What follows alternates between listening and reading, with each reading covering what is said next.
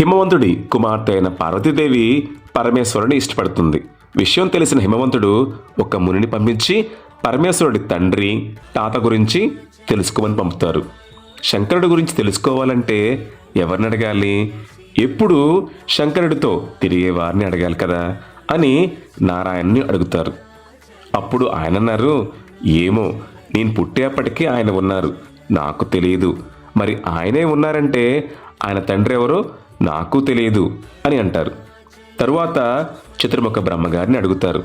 ఆయన కూడా నాకు తెలియదు అని అంటారు. అప్పుడు ఇలా అందరినీ అడుగుతారు. అందరూ కూడా మాకు తెలియదంటే మాకు తెలియదంటారు.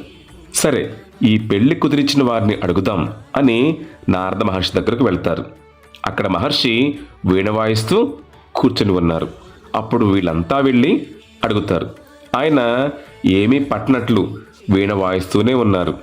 నారాయణుడికి కోపం వచ్చి ఆ వీణ పట్టుకున్నారు నారదముని చేతిలో నుంచి.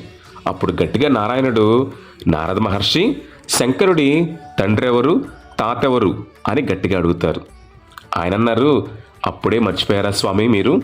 ఒకప్పుడు మీరు, బ్రహ్మదేవుడు, శంకరుడికి ఆద్యంతాలు కనుగొందామని మీరిద్దరూ బయలుదేరారు.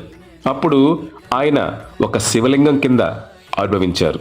అప్పుడు మీరు కనుగొనలేక తిరిగి వచ్చేశారు. గుర్తొచ్చిందా?